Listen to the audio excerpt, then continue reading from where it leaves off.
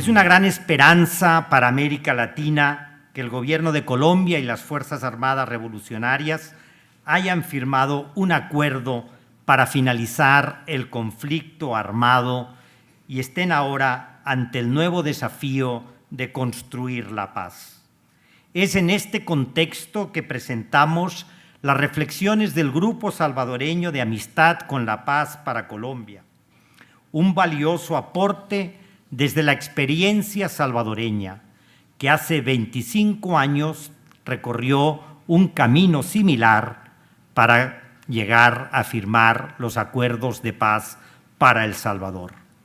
Y que, pues, al reflexionar sobre ello 25 años después, estamos seguros que es un gran aporte para un nuevo caminar en América Latina, y para que en América Latina y en El Salvador encontremos modos para construir una mayor cohesión social a través del fortalecimiento de las instituciones, el diálogo y la promoción de la justicia social, así como para la búsqueda de la verdad, la justicia y la reparación, posibilidad que hoy en El Salvador nos abre la eliminación de la ley de amnistía. El espacio de diálogo que se dieron los integrantes de este grupo de amigos de la paz en Colombia permitió analizar la propia experiencia salvadoreña y hacer un ejercicio para reconocer las lecciones aprendidas, teniendo como referencia el apoyo a Colombia en el difícil desafío de la construcción de la paz. Si bien los capítulos de este libro referidos a la reinserción política, a la refrendación y verificación de los acuerdos, a la justicia distributiva, tienen profundidad y estimulan un debate plenamente vigente, el capítulo de justicia transicional también nos muestra las falencias del propio proceso salvadoreño y nos descubren una perspectiva poco estudiada y que sin duda puede ser muy útil para la reconciliación en nuestro país. Según sostiene en este capítulo correspondiente del libro El jurista chileno José Salaquet, el arte de la justicia transicional consiste en combinar realidades políticas y principios éticos. Sin ambos no se logra el objetivo de la justicia. Y de alguna manera ese es el problema que hemos tenido en El Salvador. Sanar las heridas provocadas por la guerra, fortalecer el régimen democrático y avanzar hacia una verdadera reconciliación son objetivos que pretendieron los acuerdos de paz para El Salvador, que se han logrado de manera importante, pero que también tienen todavía que concluirse. Se llevaron a cabo importantes reformas institucionales. Se ha avanzado en el régimen democrático y en el disgoce de las libertades, pero nos falta avanzar hacia un proceso de mayor justicia social y hacia el proceso de la justicia restaurativa o transicional que nos conduzca a conocer la verdad, la justicia y a reparar a las víctimas. Y de esa manera respondamos a ese derecho que tienen las víctimas y logremos una verdadera reconciliación nacional. Este libro que hoy presentamos, que no estaba pensado inicialmente cuando se constituyó el Grupo de Amistad en Colombia, nos permite identificar aciertos y falencias del proceso de construcción de la paz salvadoreño, así como ofrecer al proceso de paz de Colombia aquello que más ha ayudado a El Salvador. La dinámica que tuvo el grupo de discusión, de reflexión, fue muy importante y eso visto 25 años después, pues es un aporte que pensamos va a servir mucho tanto para fortalecer la memoria histórica en nuestro país como para impulsar estos procesos de paz. Los debates contenidos en estas páginas sobre cómo en El Salvador se abandonó la lucha armada y se abrazó el camino de la paz a través de la política electoral y partidaria, y sobre la forma como se aplicaron los acuerdos alcanzados, sin duda son de interés actual para todos los países, pero también para El Salvador, que estamos insertos en un nuevo proceso de diálogo para conseguir nuevos acuerdos que permitan enrumbar este país hacia un país con mayor igualdad, con mayor oportunidades para todos los salvadoreños y salvadoreñas. Quiero agradecer a todas aquellas personas que han formado parte de este importante trabajo, un trabajo que ha sido un fruto colectivo de la señora embajadora María Inés Ruz, embajadora de Chile, que promovió la construcción del Grupo Salvadoreño de Amistad con la Paz para Colombia, que ha dedicado mucha energía, mucho esfuerzo, mucho interés en la elaboración de este libro. Pero también a cada uno y a cada una de los miembros del Grupo de Amistad con la Paz en Colombia, porque ellos fueron los que reflexionaron, los que presentaron sus aportes y que hoy se recogen en este libro. Sin ellos, este libro nunca hubiera visto la luz. También al equipo de apoyo de la Embajada chilena, a los estudiantes de la Escuela Mónica Herrera que transcribieron las conversaciones y al personal de UCA Editores. A todos ellos y a todos ustedes, muchas gracias por acompañarnos hoy y espero que este libro sea de su agrado y de su interés. Muchas gracias.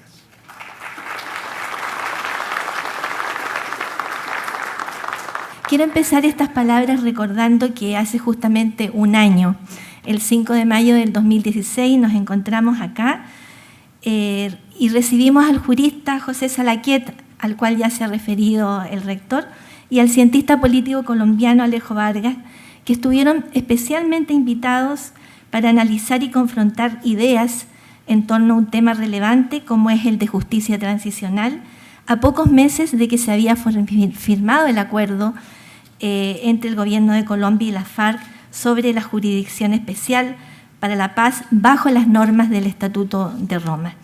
Este recuerdo me permite agradecer muy especialmente la buena disposición del rector y de la UCA para ayudarnos a hacer esta publicación que, como usted bien ha dicho, no era el objetivo inicial del grupo. Esto fue, me comentaba recién el canciller, un plus que salió de la propia dinámica. En los inicios de este trabajo me sorprendió muy particularmente la respuesta inmediata y sin vacilación con la que los miembros del grupo respondieron a la iniciativa. Y la idea era todavía difusa, un mecanismo, decíamos, un mecanismo para acompañar a Colombia. Pero rápidamente los miembros del grupo le dieron un sentido, porque tenían el interés de hacer sentir la solidaridad con Colombia y dar aliento a las negociaciones que tenían lugar en La Habana. Desde el primer momento hubo un común denominador: estar junto a Colombia como Colombia estuvo junto a El Salvador. Una vez constituido este grupo, tuvo la capacidad de visualizar de manera equilibrada la posibilidad real de contribuir al proceso de paz en Colombia sin sobredimensionar la experiencia propia. Fueron muy conscientes de las diferencias, no solo aquellas relativas al tamaño de los dos países, a las condiciones socioeconómicas o a las características y duración del conflicto, sino que también se evaluó el escenario internacional. Un escenario internacional sin duda distinto en el que tuvo lugar la negociación, el acuerdo y el posconflicto en El Salvador. El cambio de época que hoy apreciamos, el cambio de época internacional, más allá de un análisis detenido de sus impactos, aporta sin duda variables importantes en materia de derechos humanos y de derecho internacional. Por ejemplo, la incorporación de la perspectiva de género en la negociación, la presencia de las víctimas en la mesa de La Habana o, como ya hemos dicho, la existencia del Tribunal Penal Internacional. Al vislumbrar las complejidades presentes en Colombia, se aludió a la importancia que tuvo en El Salvador, el apoyo mayoritario de la población y la búsqueda de la paz que era visible y que acompañó al proceso de negociación en El Salvador. Esta diferencia respecto a la situación del país suramericano se hizo notoria muy pronto en la votación del plebiscito colombiano en el que ganó el no. Algunos de los integrantes del grupo advirtieron tempranamente aquello. También prefiguraron escenarios críticos a la hora de enfrentar un tema tan problemático como el desarme o la reconversión de los cultivos de coca. Da cuenta de ello la información que escuchamos ayer, ¿verdad?, respecto al secuestro de un funcionario de Naciones Unidas. Pero en suma se identificó correctamente que sin duda El Salvador tiene mucho que decir a Colombia. Esta certeza llevó a la decisión de realizar la reflexión que hoy publicamos y que, como se ha dicho, contiene 4 capítulos, 3 de temas en los que el grupo hizo su propia reflexión y uno que es el seminario que realizamos acá en esta universidad. En julio del 2016, el canciller Hugo Martínez se reunió con los integrantes de este grupo y en esa oportunidad se refirió a la contribución que de manera oficial está entregando El Salvador a Colombia. Entre otros, el aporte de efectivos militares a la misión de observación de Naciones Unidas para la verificación. Chile también integra esa misión. Por ello, el presidente Salvador Sánchez Serén, junto a la presidenta Michelle Bachelet y a otros mandatarios del continente, estuvo en la firma del acuerdo de cese al fuego total y definitivo en junio de 2016. Al analizar el reconocimiento internacional al acuerdo de paz en El Salvador, el profesor de la Universidad de Georgetown, Mark Chernick, destaca, entre otras lecciones aprendidas, la importancia que tuvo la designación del embajador Álvaro de Soto como enviado especial del secretario general de Naciones Unidas en 1990. El rol de la comunidad internacional y la experiencia de los grupos de amigos se identifican como aportes de la experiencia centroamericana a través de mecanismos de facilitación, mediación, verificación y asistencia institucional en el posconflicto. Abro comillas. Antes de su actuación en El Salvador, las Naciones Unidas solo desempeñaban un papel en guerras entre naciones soberanas. Por lo tanto, no tenían experiencia alguna en mediación y término de guerras civiles. Cierro comillas, anota el académico estadounidense.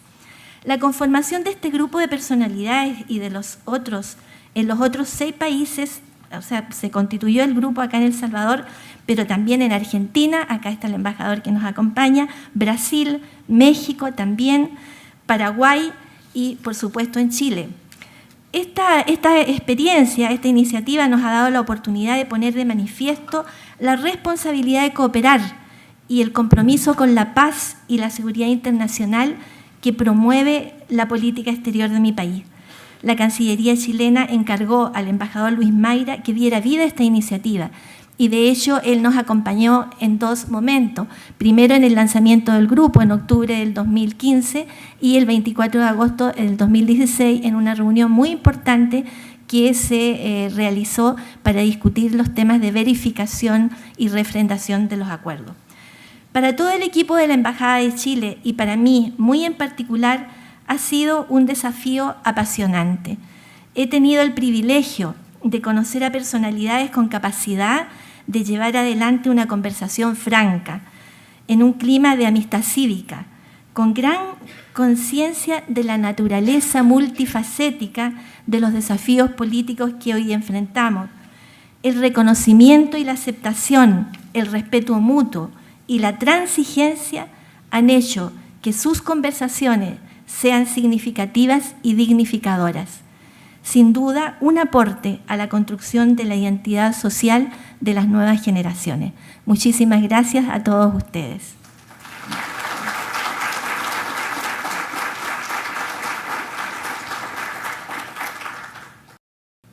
Cuando esta iniciativa del Grupo de Amistad inició el 16 de octubre de 2015, el Ministerio de Relaciones Exteriores estuvo siempre con la disposición de apoyarlo. Y aunque en ese momento, por tareas del servicio, no pude estar presente, estuvo nuestra viceministra Magarín acompañando y dando todo el respaldo al lanzamiento y al surgimiento de este espacio que podríamos llamarle un espacio de encuentro entre políticos y académicos.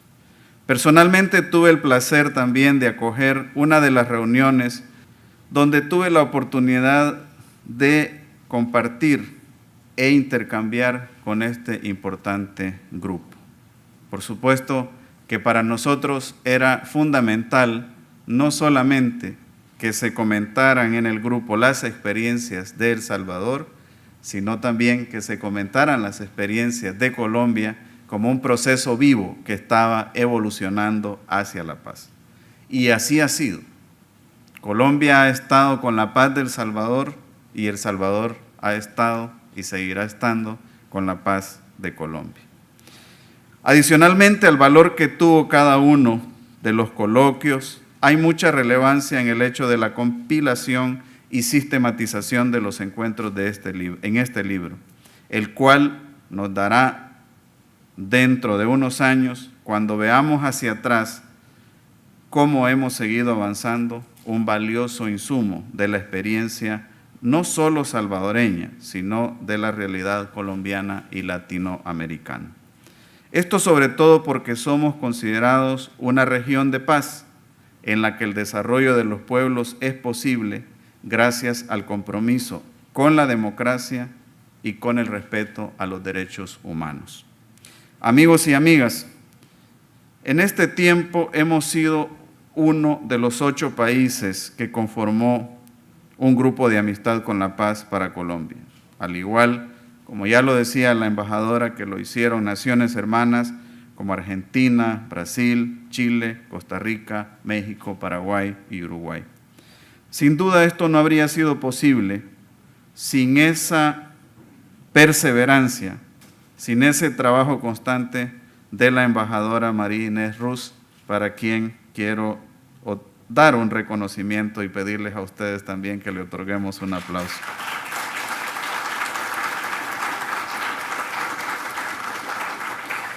Asimismo, quiero resaltar el trabajo de observación que tuvieron en el proceso el embajador de Colombia, ya por todos conocido, Julito Riaño, así como su cónsul, pero también y el representante del Programa de Naciones Unidas para el Desarrollo y coordinador residente, Cristian Salazar. Para nosotros esto confirma que la experiencia salvadoreña es valiosa y un reflejo que sirve como base para otras naciones que quieren vivir en paz y reafirma además nuestra vocación por el diálogo y la concertación. Realmente, cuando las vías del diálogo y la concertación se cierran, nuestras sociedades están en grave peligro. Y El Salvador tiene esa enseñanza que otorgarle al mundo, esa enseñanza de que aun que estuviéramos confrontados de la forma más enconada, más fuerte, fuimos capaces de encontrar las vías del diálogo, la concertación y la negociación. Y estamos aquí ahora en un proceso que por supuesto no es perfecto, pero es un proceso que vale mucho más que estar en guerra. Cualquier escenario en paz vale mucho más que cualquier escenario en guerra. Y debemos tener muy presente eso cada vez que sentimos la tentación de anular al adversario porque piensa diferente de nosotros, cada vez que sentimos la tentación de aplastar a aquellas personas que no comparten nuestras ideas. Por ello también, ahora, como saben, hemos emprendido un nuevo desafío. Ese desafío es de trabajar en una segunda generación de acuerdos. Y así como solicitamos en aquel momento la participación, la facilitación y en aquel caso la mediación de Naciones Unidas, 25 años después hemos solicitado la facilitación de Naciones Unidas. Y Naciones ha respondido Naciones Unidas, ha respondido de la misma manera que respondió hace más de 25 años. Está a la disposición. Tenemos ya un enviado especial, el diplomático Benito Andión, que es conocedor de la realidad salvadoreña y está trabajando incansablemente para la búsqueda de esos acercamientos con 4 aspectos fundamentales: agenda, participantes, metodología y mecanismos de verificación de una segunda generación de acuerdos de paz. Justo hace 2 días, el enviado especial del secretario general de Naciones Unidas le presentaba al presidente Salvador Sánchez Serén un estado de avance del proceso que él ya está realizando aquí en nuestro país y que esperamos va a rendir los frutos necesarios. Estamos convencidos que para llegar a los resultados que nuestro país espera, necesitaremos del aporte de una diversidad de sectores que permitan construir de manera conjunta esa visión de futuro. E iniciativas como la que hoy nos reúne nos demuestran precisamente cómo sí es posible unirnos y trabajar juntos por las buenas causas a pesar de las diferencias.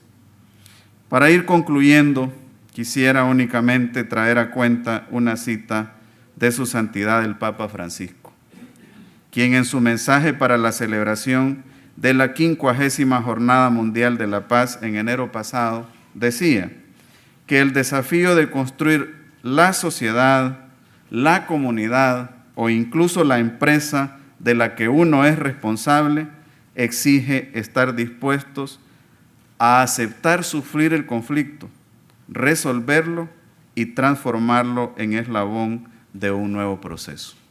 Y eso es lo que hicimos los salvadoreños y salvadoreñas.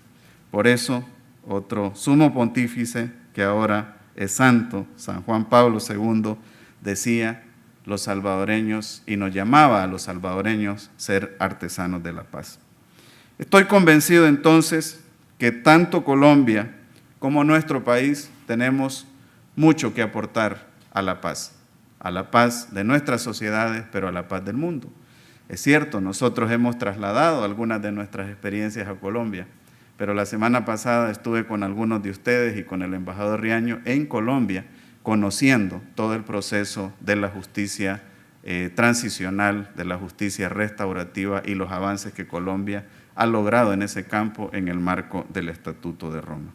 Así que Colombia y El Salvador seguiremos siendo socios, El Salvador y Chile seguiremos siendo socios en esa búsqueda de la paz y esperamos también con Argentina, con México y con los otros países que están representados aquí y con quienes no nos pudieron acompañar, seguir aportando desde nuestras particularidades, desde nuestro propio espacio, a que Latinoamérica, el Caribe y cada uno de nuestros países sea una zona de paz, una zona de prosperidad para el beneficio de nuestros pueblos. Quiero cerrar agradeciendo también a la Universidad Centroamericana José Simeón Cañas, que siempre está al lado de estos procesos y que siempre nos ha acompañado para la búsqueda de esos resultados en función de nuestra sociedad, en función de mejorar las condiciones de vida de nuestra gente. Muchísimas gracias a todos y a todas también por venir muy expectantes a la presentación de este libro y espero que lo disfruten y que traiga aprendizajes no solo para nosotros, sino también para las futuras generaciones. Que Dios les bendiga y que pasen feliz día. Muchas gracias, hermano.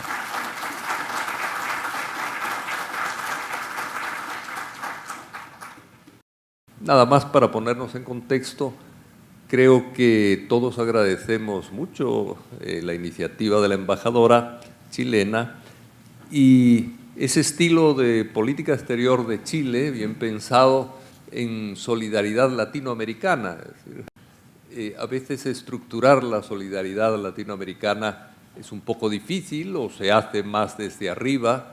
El hacerlo desde la sociedad civil, en diálogo con la sociedad política, parece un rasgo sumamente inteligente, porque la solidaridad solo desde arriba no acaba de comprenderla a veces la gente, ¿verdad? En cambio, cuando hay un diálogo entre sociedad política y sociedad civil, yo creo que se extiende con más facilidad lo que es el anhelo de paz, los sentimientos hondos de los pueblos, de convivir fraternalmente, la simpatía con otros países, etc. Entonces, todos guardamos precisamente a esa inteligencia de la política exterior chilena y a la praxis de la embajadora muy coherente con esa política, un profundo agradecimiento, ¿verdad? Eso creo que es común en nosotros, ¿verdad? También, aunque es una cosa, yo creo que sabida, pero los niveles de diálogo interno en el grupo fueron muy cordiales y muy fuertes. En medio de la polarización existente de El Salvador, el diálogo entre gente muy diversa, que somos los que estábamos en el grupo, es un elemento esperanzador. Y también, creo yo, un compromiso para todos los que sabemos que el diálogo es siempre posible, ¿verdad? Y no solamente siempre posible, sino que crea lazos de cercanía humana, crea expectativas comunes, crea capacidad de construir cohesión social fundamentalmente, ¿verdad?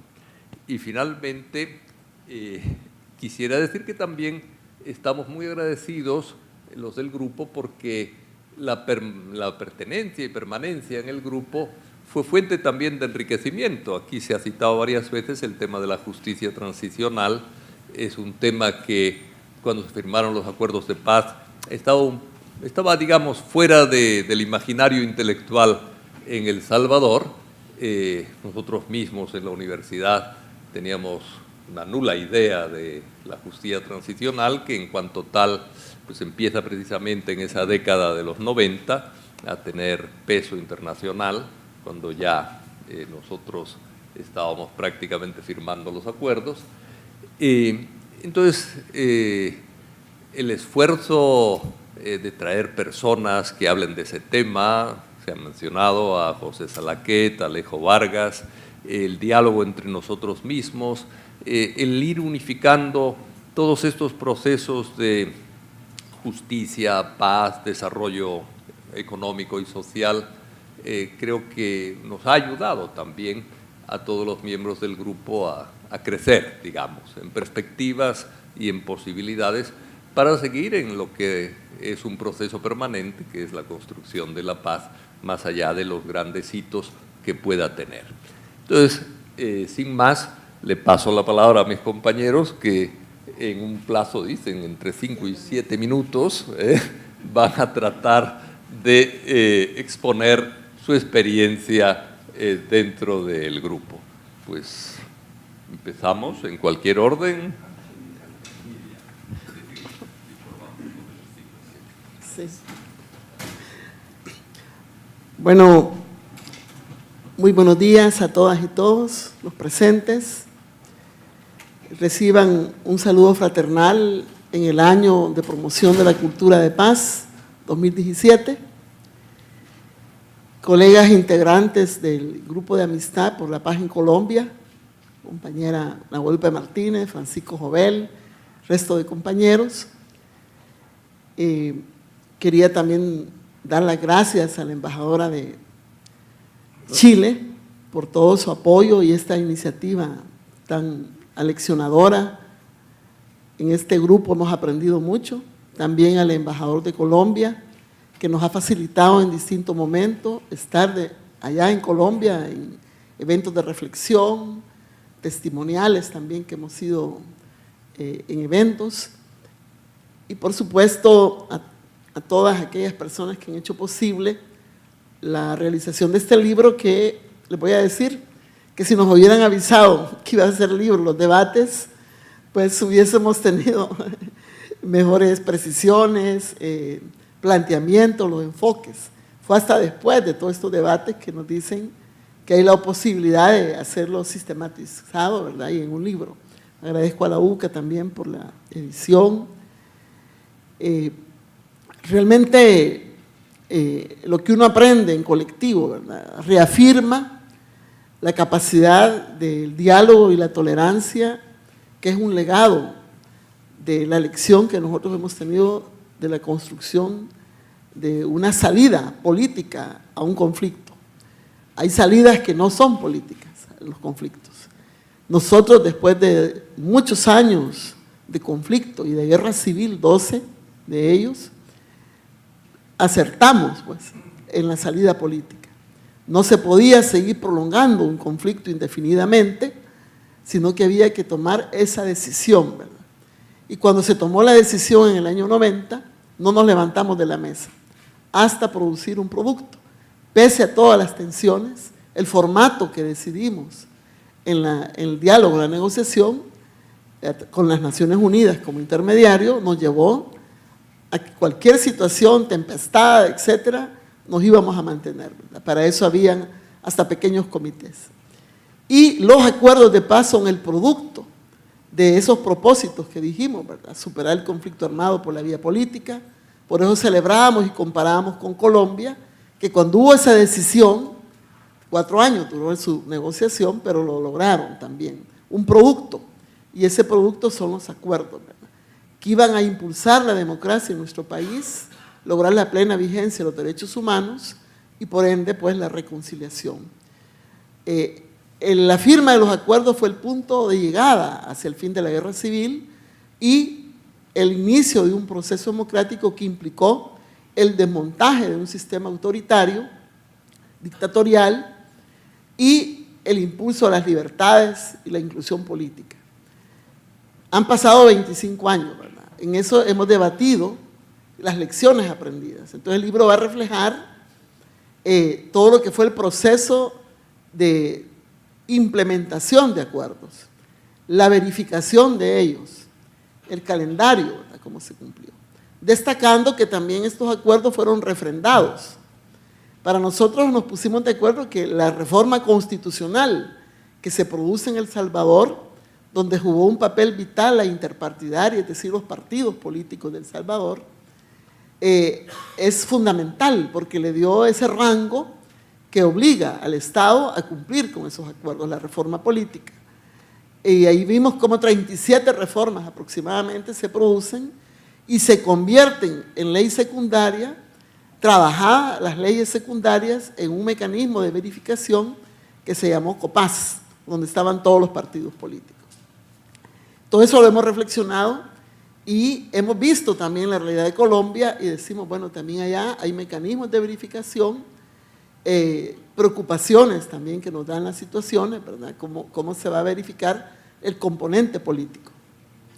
También en las discusiones nosotros veíamos de que la parte de la transformación política del Frente Farabundo Martí en un partido político fue importantísimo, ¿verdad? Eso pasó no solo por las garantías que se dan en la reforma política de carácter nacional, pues hay reforma al sistema electoral, hay una Procuraduría de Derechos Humanos, toda la nueva concepción de la Fuerza Armada y todo lo que significó el nuevo concepto de seguridad pública, la justicia, etcétera. Todo eso es garantía política para toda la sociedad, pero también para el Frente Farabundo Martí.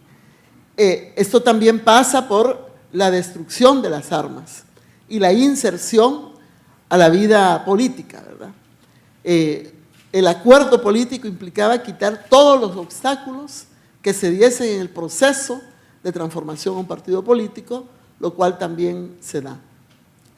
Y de ahí para adelante, pues, la participación, nosotros hemos participado en 8 procesos electorales legislativos y municipales y 5 procesos presidenciales, de los cuales, pues, los 2 últimos procesos electorales presidenciales ha participado el Frente como ganador y en la Asamblea siempre hemos tenido presencia. Ahora nos aproximamos a un 9º proceso legislativo como tal.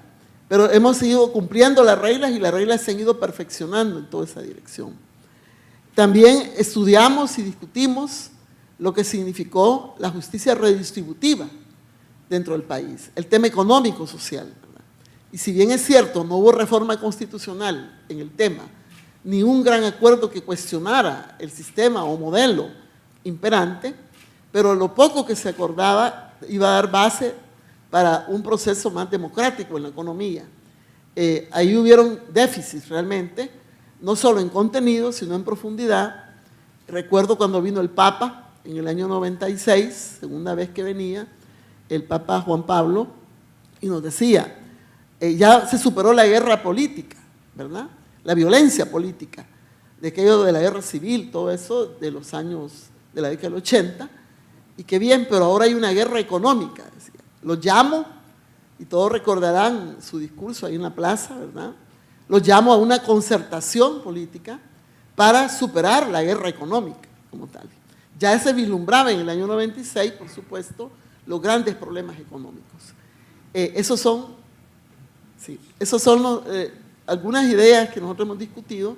Yo en lo particular siempre he planteado en los debates que hubieron como dos transiciones, les decía. La transición política y la transición económica en el país. La transición política producto de un acuerdo y la transición económica producto de implementación de un modelo que no fue acordado. A la larga de la vida teníamos ese conflicto que ahora nos llama a, como decía el canciller, y también lo hemos discutido en la mesa, recoger el legado, ¿verdad?, que nos dan los acuerdos de paz, del diálogo, el entendimiento, para hacer acuerdos de segunda generación.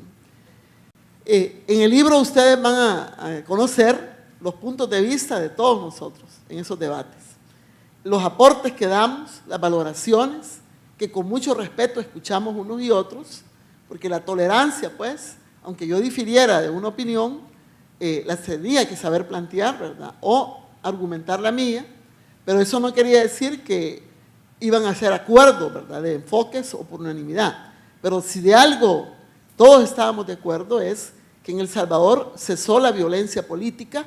Hoy tenemos y enfrentamos la otro tipo de violencia social, pero que no está impulsada desde el Estado, sino de los fenómenos que resultan muchas veces de las políticas prevalentes, ¿verdad? Y también la violencia entre ciudadanos y desde ciudadanos, desde personas que la ejercen. Entonces, las lecciones, ya para terminar, porque ya me dijo que solo un minuto, es, en primer lugar, dar por válido siempre el diálogo y la negociación como los mecanismos idóneos para la solución de los conflictos y que demuestran que sí se puede. El haber logrado que con esos acuerdos cesara la violencia política, se incluyeran todos los sectores políticos vivos de un país a ejercer la lucha política. Las lecciones también van en seguir profundizando una democracia permanentemente, seguir construyendo la paz y los problemas que no fueron resueltos, como el tema económico-social, sacarlo adelante a través también del diálogo y la concertación, y el déficit que traemos de una justicia inconclusa en su aplicación, que tiene que ver a la base de la impunidad y el no haber cumplido con las recomendaciones de la Comisión de la Verdad en su momento, nos llevan al gran reto y desafío de la creación de una ley de reconciliación adecuada, porque la actual es vigente desde el año 92, pero no adecúa a los informes posteriores de la Comisión de la Verdad, que es lo que implicó actualmente la sentencia del 13 de julio del año 2016 por parte de la Sala de lo Constitucional, donde declara la ley de consolidación de la paz, que así se llamó, o ley de amnistía total y absoluta, o la ley de la impunidad, que le llamaron también, cuando queda ya derogada, en el sentido de que la declaran inconstitucional.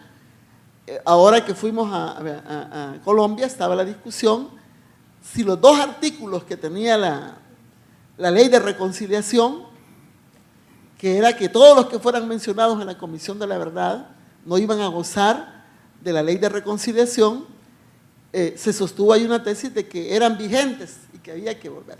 Pero lo que nos demanda la nueva ley, la derogación, perdón, de la ley y la sentencia, es a construir una ley de reconciliación que combine, como acertadamente han planteado, los niveles de avance del proceso democrático, los retos y desafíos, pero también la justicia.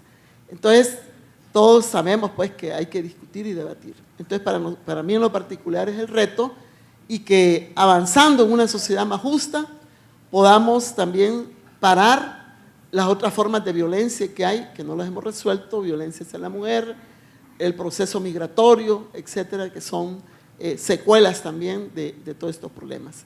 Pero muchas gracias pues por esta oportunidad, y invitarlos a que disfrutemos del libro, y que ojalá un día en el territorio colombiano podamos también presentarlo, ¿verdad? Muchas gracias. Muchas gracias, Nidia, y vamos a pasar ahora a Fidel. Siempre los 7 minutos, un poco elásticos, pero 7. Muy buenos días. Bueno, me alegro mucho de estar participando en este evento. Yo quisiera aprovechar esta oportunidad, como lo habíamos conversado previamente, para hablar un poco quizás del tema actual y sobre todo referirme en unos breves minutos a este tema de la polarización. Y comenzaría en decir o a citar a un autor y a un político muy reconocido como Henry Kissinger de los Estados Unidos. Él dice que la satanización del adversario no es una propuesta política, es más bien el pretexto de no tener un proyecto político. Y yo, en ese sentido, incluso a él lo escuché en una oportunidad hace muchos años decir, hace 4 o 5 años, mencionar, refiriéndose a esto, a la satanización del adversario político, que no satanicemos, decía él, a Putin, porque nos vamos a tener que entender con él. Y justamente, a mí me parece que un tema central en este momento en que estamos viviendo después de 25 años de los acuerdos de paz y de todo lo que muy explícitamente ha explicado Nidia, lo que hay que tener en cuenta es justamente eso, cómo superamos la polarización, cómo hacemos que Arena y el FMLN no se satanicen y no continúen satanizándose, porque eso no conduce a nada y evidentemente produce y daña a la gobernabilidad democrática. Y aquí quisiera mencionar algo que ustedes con seguridad lo han escuchado, pero que poco se menciona, y es referente a la teoría del reconocimiento, partiendo de la base que la política es en el fondo un juego y una lucha constante de reconocimiento, y que la democracia lo que hace es racionalizar la política y racionalizar el reconocimiento. Y esto parte desde la época de Platón.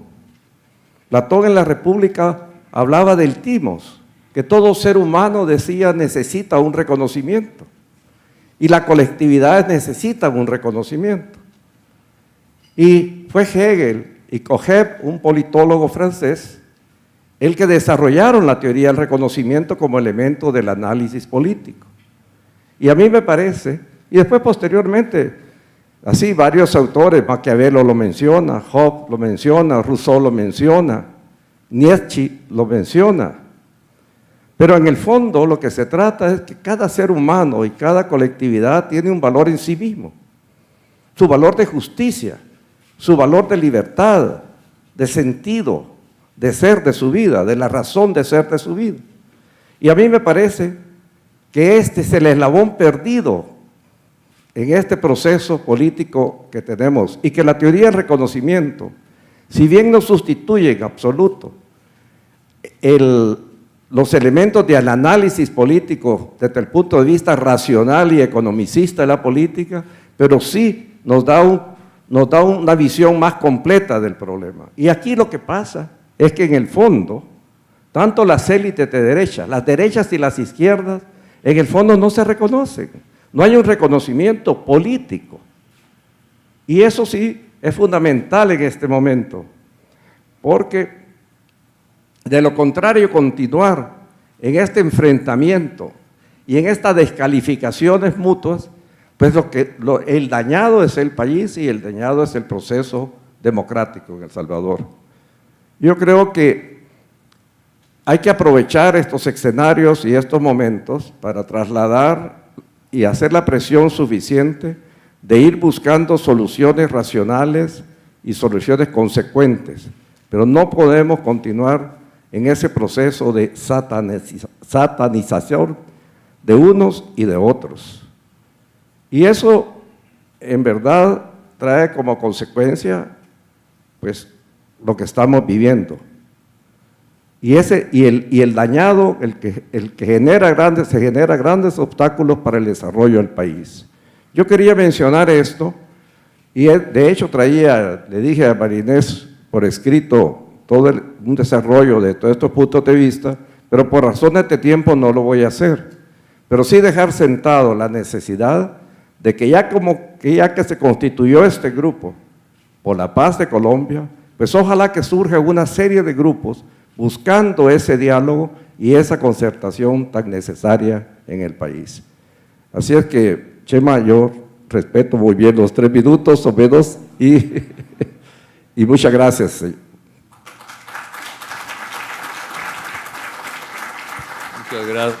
Muchas gracias, Fidel. En el grupo no hubo en ningún momento satanización de nadie, ¿verdad? Y no porque hubiera un cura con agua bendita, sino porque realmente había un reconocimiento mutuo de personas dignas y de personas con capacidad de establecer diálogo y establecer acuerdos. Entonces, funcionamos muy bien, ¿verdad, Fidel? Óscar. Gracias. Buenos días a todos y me complace saludar a todos los representativos de la sociedad nuestra acá presentes, funcionarios de gobierno, sus excelencias, los miembros del cuerpo diplomático y representantes de organismos internacionales, al señor rector y todo lo que son las autoridades académicas de aquí de la universidad, a los alumnos y docentes y a los invitados especiales que nos acompañan y a mis colegas y amigos del grupo que hemos estado formando parte de esta iniciativa, que por cierto agradezco de nuevo a la señora embajadora la gentileza en podernos convocar e invitar a formar parte de esta iniciativa. Sí creo yo que vale la pena destacar, aunque lo han dicho nuestros antecesores, tanto el señor rector como el canciller, que integrar un grupo así de diferentes corrientes de pensamiento y representativos de distintos sectores de la sociedad salvadoreña, sí constituye, me parece a mí, un paso, pero muy de avanzada en todo lo que es el momento actual, en el marco de poder hablar y discutir ampliamente con todas las ideas que uno pueda mantener o sostener sobre determinados puntos o temas del país, y especialmente cuando también el debate, en este caso nuestro, trasciende al marco internacional, como era también hablar del proceso de paz de Colombia.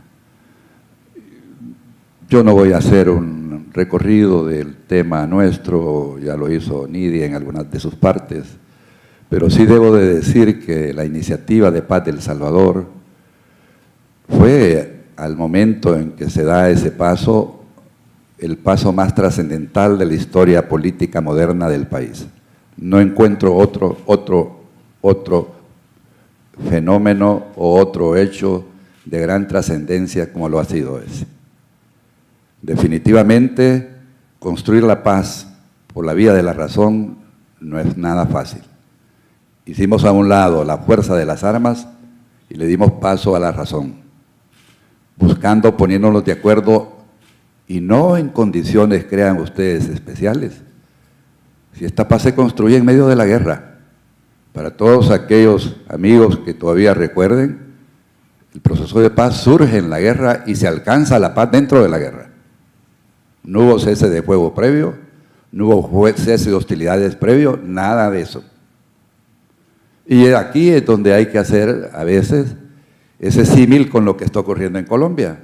Colombia también, viendo que era posible hacer la paz en medio de la guerra, da el paso también en medio de la guerra para iniciar su proceso de paz, que concluye con Cartagena en la firma de los acuerdos de paz de Colombia, en medio de la guerra también. O sea que estos son hechos trascendentales, lo contempla Naciones Unidas como parte de su agenda, como hechos inéditos. Naciones Unidas había llegado después a la agenda de mantenimiento de paz, el peacekeeping. Pero hacer la paz como la hizo el país nuestro es el logro y el paso más trascendental en la historia de El Salvador. Yo por eso creo que cuando hablamos de este proceso hay que verlo en toda la dimensión que tiene. Creo que a veces tenemos que hacer cierto grado de evaluación o análisis de determinados puntos de lo que fue la agenda. Es cierto que pueden haber algunos déficits, algunos vacíos que posiblemente podrían haberse también considerado en su momento como puntos fundamentales para poder lograr el tránsito a la paz, que yo sí creo que ha sido firme y duradero, porque 25 años de cero violencia política, y lo decíamos en Colombia hace poco, eso, como decía el expresidente Felipe González, no ocurre todos los días. Y eso no es un hecho que puede pasar inadvertido, sobre todo en el momento actual y del mundo convulsionado actual, donde las guerras están proliferando por todas partes. No, el caso de El Salvador hay que verlo en esa dimensión. Y por eso sí creo yo que vale la pena mencionar que nosotros, con el caso de Colombia, tenemos por qué, sí, más que ser solidarios, amigos y, por supuesto, colaboradores del proceso de paz de ellos. Si estuvieron colombianos con nosotros acompañándonos en el proceso de paz nuestro, el presidente César Gaviria, como parte del grupo de amigos del proceso de paz de El Salvador, don Belisario Betancourt, que fue miembro de la Comisión de la Verdad, y por supuesto nuestro amigo, el ex canciller Augusto Ramírez Ocampo, que fue el primer director de ONUSAL, que en paz descanse. Esa es la gente de Colombia que vino a darnos a nosotros también su solidaridad y apoyo en aquel momento.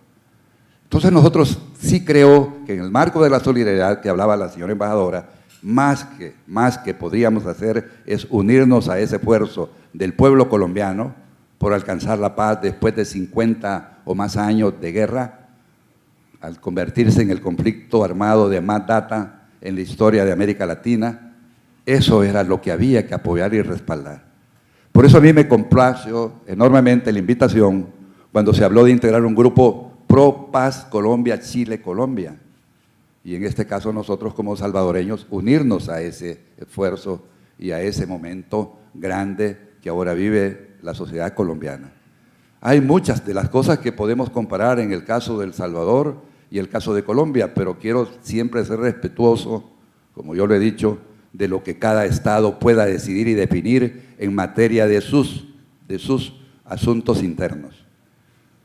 Nosotros sí sabemos que Colombia pues tiene desde luego toda una política en favor de la paz, no de ahora con el presidente Santos, surgió con el presidente Betancourt, pasó por el presidente Pastrana, por el presidente Uribe con su famosa ley de justicia y paz, hasta llegar ahora al presidente Santos, que logre ese paso en firme de poder hablar de una conquista de la paz en otra dirección.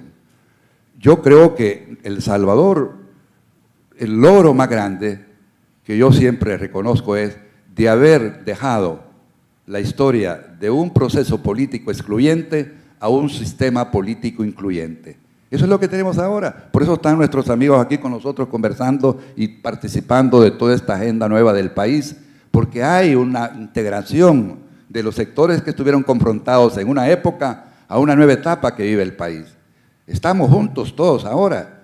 Claro, arrastramos todavía las diferencias de tipo ideológico, las divergencias que nos han separado en tiempo atrás y que no podemos superar, a no ser que ahora ese paso lo demos. Y eso es lo que yo digo aquí en algunas de mis declaraciones en el libro.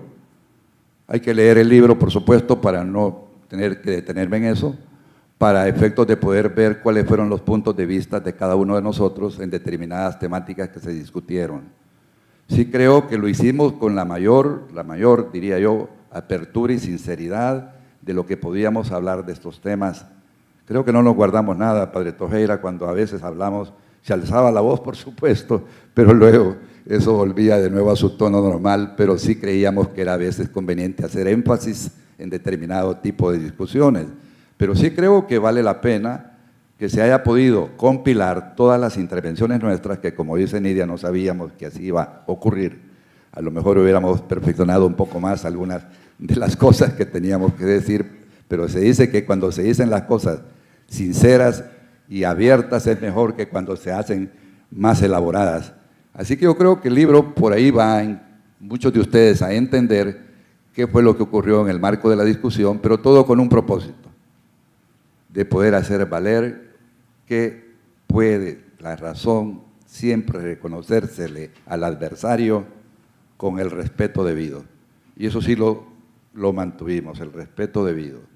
Y así fue, por eso también este proceso de paz, Nidia se ha de acordar, si algo, sí, las comisiones de diálogo del proceso salvadoreño enaltecieron, fue el respeto entre las partes. Si hubiera sido de otra manera, eso hubiera ido a parar a otro lado. No fue así, fue en esa forma como lo estoy comentando. Por eso sí creo que hacer este esfuerzo de haber sistematizado en una compilación como este libro que con el apoyo de la universidad se ha logrado, me parece bien. Creo que es un paso positivo en materia de construcción de paz, en materia de construcción democrática en El Salvador. Y yo sí creería que si el ejemplo lo podemos replicar en otros escenarios y en otras condiciones, pues bienvenido. Por lo de pronto, agradecidos con todos los que pudieron colaborar en la edición de este libro. Muchas gracias. Muchas gracias, Oscar. Pasamos ahora a Eduardo.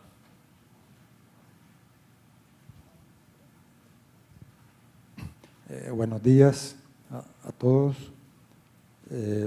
Yo quisiera comenzar con dos anécdotas en dos eventos que estuve en Colombia el año pasado. Uno fue, me invitó la Escuela Superior del Ejército de Colombia a un foro internacional sobre el acuerdo de paz en Colombia, donde iba un general de Guatemala. Y bueno, el único representante aquí de El Salvador era un miembro de la Comandancia General, que ya se me había olvidado que fui de la Comandancia General. Fue interesante porque intervine, tuve una intervención, era de los... y ocupé, como eran militares, pues ocupé toda la técnica militar de posición en mapa, todo fue en mapa. Entonces ocurrió que al terminar, uno de los amigos de la escuela me dijo: te voy a hacer una acotación, Eduardo. Ustedes tuvieron un empate militar. Entonces yo entendí el mensaje. Lo que él me estaba diciendo era que, para que no se confundiera el resto, porque los generales retirados estaban en contra de la negociación y le discutieron al ministro de Defensa, alegándole que no era por qué negociar y hacer concesiones. ¿Para qué hacer concesiones si perdieron la guerra? Entonces, el auditorio era interesante porque eran 200 coroneles, mayores, capitanes que venían de los frentes de guerra, 3 años de frente de guerra. Y los generales ya en retiro, pues, en contra de la negociación. Pero ¿qué primera lección? Yo creí que iba a dar lecciones, aprendí la primera lección, que en el caso colombiano, que será 58 veces más grande que el territorio salvadoreño, quiere decir que es 58 veces con un exponencial socioeconómico más complicado, que solo los colombianos van a entender, y ese proceso ellos son los que lo están llevando. Entonces, esa es la lección que entendí. Pero a rato, no sé por qué me invitaron, porque aquí no me invitan generalmente a las cámaras de las empresas privadas. Me invitó la Cámara al Congreso de Responsabilidad Social Post-Conflicto de la Cámara de Comercio e Industria de Bogotá. Prácticamente la agenda era económico y lo social, pues, pero por el ingenio salvadoreño del embajador Galindo, introdujo entre 10 puntos de agenda, porque era de 3 días del Congreso, puso la conciliación en El Salvador, 2 poetas, la presentación de un libro que escribimos con David Escobar Galindo después de la guerra, ¿va? De la cual fui acusado de qué andaba haciendo yo con un poeta de la derecha y oligarca. Total que a veces uno dice, ¿con quién se queda bien? Entonces, reflexión que saqué. El pueblo bogotano tiene unos niveles culturales, ahí aman las librerías, no cierran las librerías, o sea, respetan a los escritores. Entonces, fue interesante porque la conciliación y el perdón son clave en la posguerra. Y un poco lo que decía Santa María, el problema del país, leí todos los libros, allá no están discutiendo izquierda, derecha, son vecinos de Venezuela, allá no están discutiendo del peligro venezolano, allá están discutiendo el problema colombiano. Allá los que están divididos son los líderes.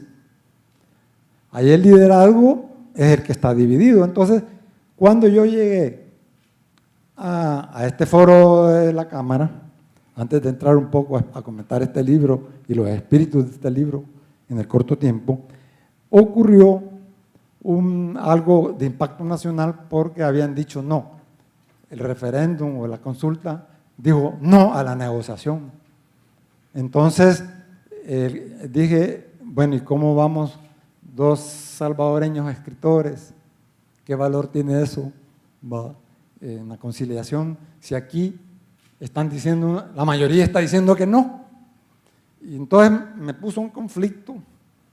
¿Qué íbamos a decir? Pero bueno, lo asombroso fue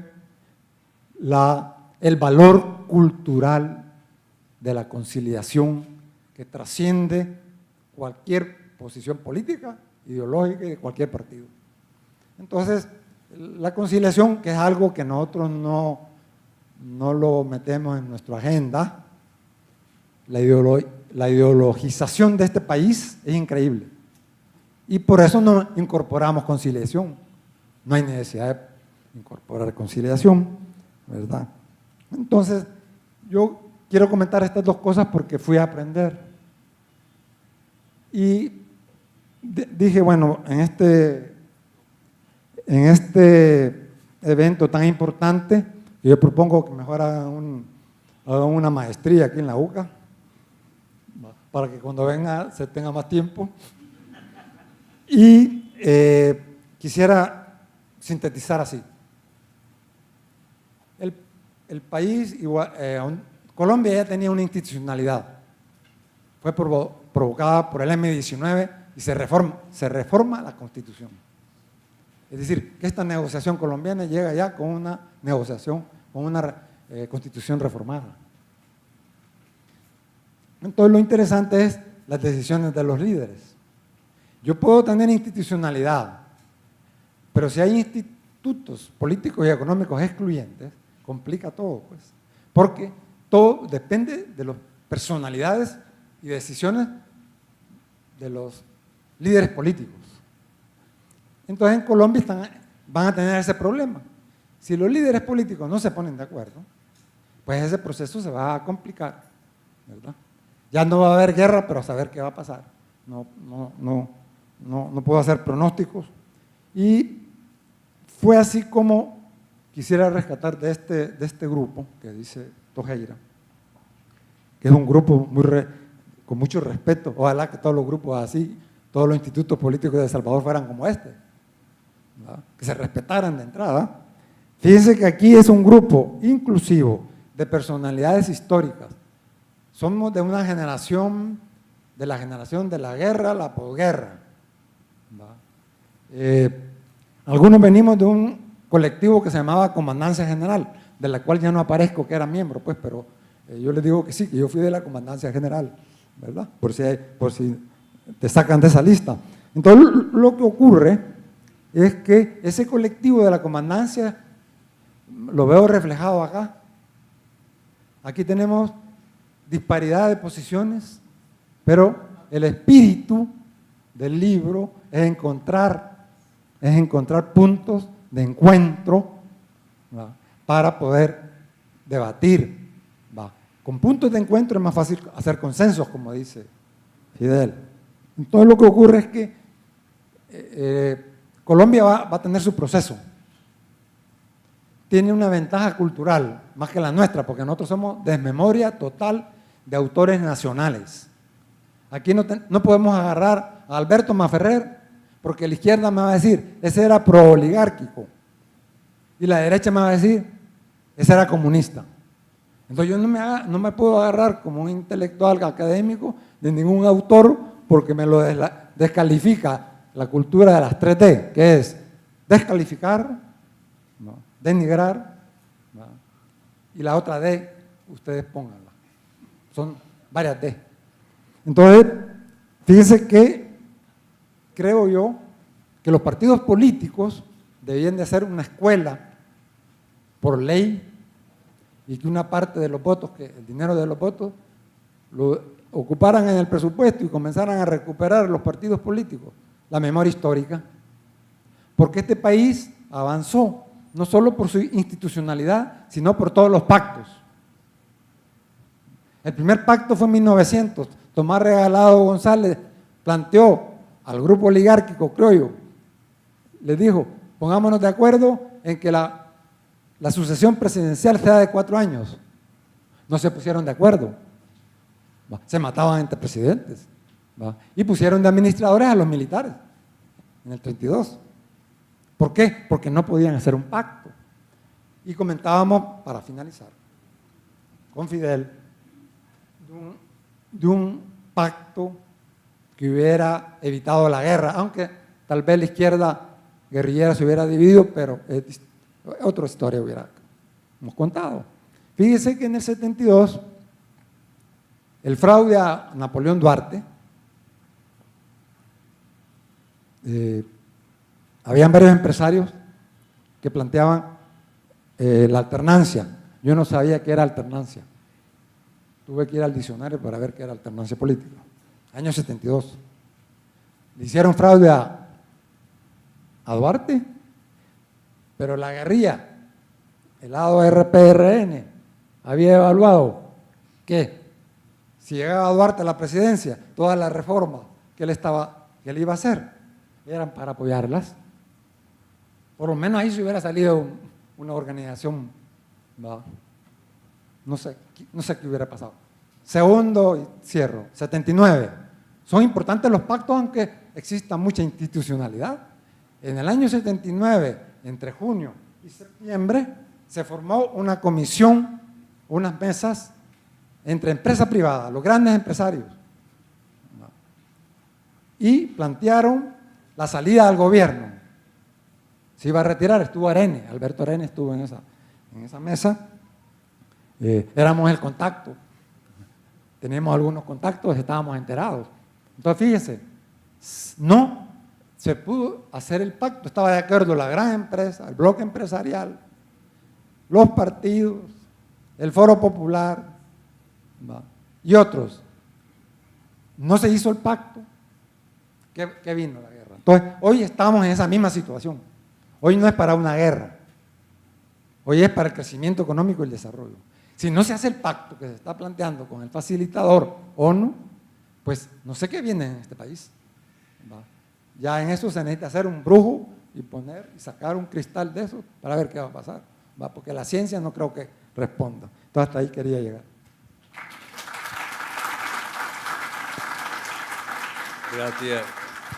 Gracias Eduardo.